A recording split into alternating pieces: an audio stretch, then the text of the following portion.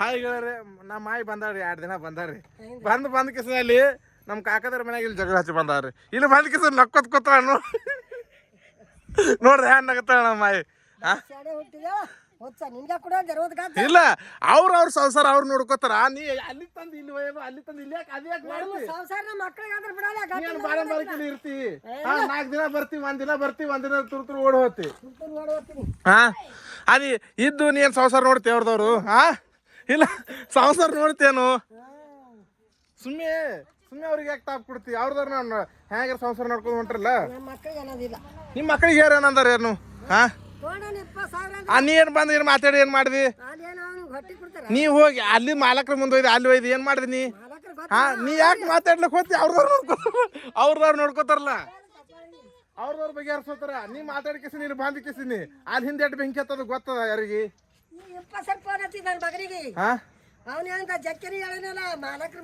ಯಾರ ಕೇಳಕ್ ಅವ್ರದವ್ರು ನೋಡ್ಕೋತಾರ. ನೀ ಯಾಕೆ ಬೆಂಕಿ ಹಚ್ಚಿ ಬರ್ತಿಲ್ಲ?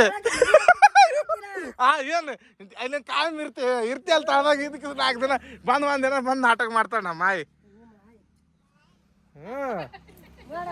ಮತ್ತೆ